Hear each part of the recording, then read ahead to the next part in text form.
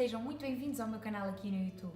O meu nome é Anabela Meireles e já sabem, se gostam deste tipo de vídeos, deixem desde já o vosso like, subscrevam o canal aqui em baixo, ativem o sininho das notificações para não perderem nenhuma novidade e sem mais demoras vamos passar ao vídeo. Hoje vamos falar sobre princípios gerais do direito processual laboral. O processo laboral rege-se por vários princípios, alguns deles próprios do processo laboral, outros a título subsidiário do processo civil e do processo penal.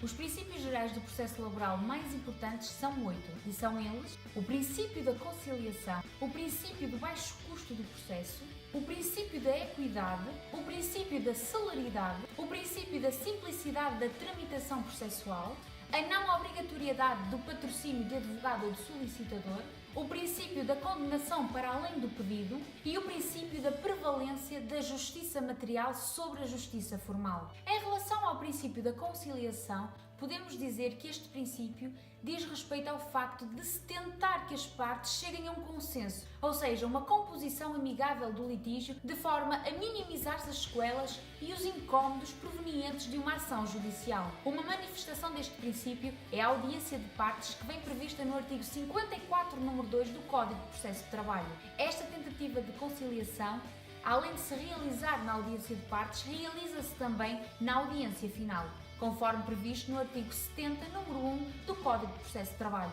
Em relação ao princípio do baixo custo do processo, é de salientar que, com a entrada em vigor do Regulamento das Custas Processuais, apenas os trabalhadores e os familiares gozam de isenção nas custas do processo em matéria de direito do trabalho quando sejam representados pelo Ministério Público ou pelos serviços jurídicos do sindicato, quando estes sejam gratuitos para o trabalhador, desde que o rendimento ilíquido do trabalhador à data da proposição da ação ou quando seja aplicável à data do despedimento não seja superior a 200 unidades de conta. Quanto ao princípio da equidade, este princípio visa garantir aos cidadãos um processo justo e um julgamento equitativo. A equidade assenta na imparcialidade e na independência do tribunal e, além disso, assenta também na publicidade das audiências, no princípio do juiz natural e no proferimento de uma decisão num tempo razoável. Quanto ao princípio da celeridade, devido à preservação da paz social, à natureza, implicações sociais, económicas e humanas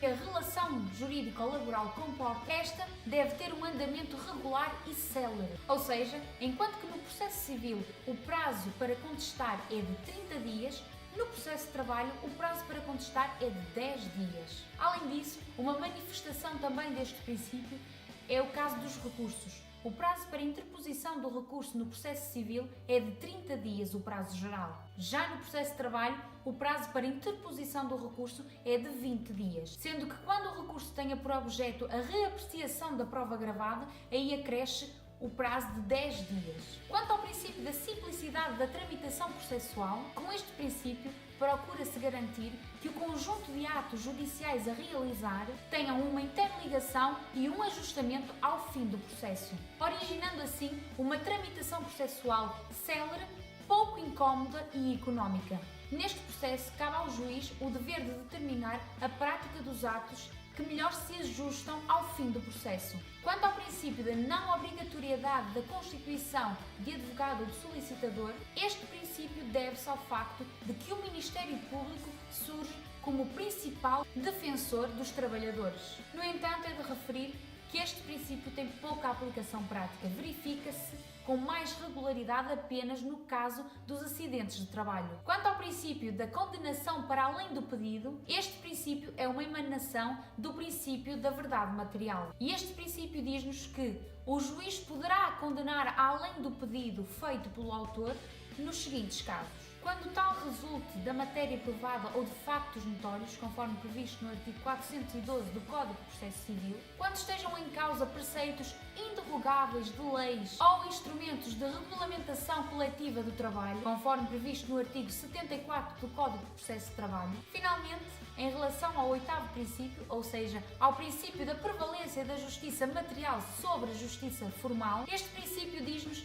que o Tribunal deve procurar a reconstrução histórica dos factos, sem se sujeitar apenas à contribuição das partes e à existência de irregularidades formais, recorrendo-se assim aos meios processualmente admissíveis. A título de exemplo, podemos dar o suprimento de exceções dilatórias e o convite ao aperfeiçoamento, conforme previsto no artigo 61 do Código do Processo de Trabalho, e também, a título de exemplo, podemos dar a possibilidade de ampliação da base instrutória, conforme previsto no artigo 72 do Código do Processo de Trabalho. E este foi o tema do vídeo de hoje. Eu espero muito que tenham gostado. Espero também que tenha sido útil a partilha deste conteúdo em relação ao processo de trabalho.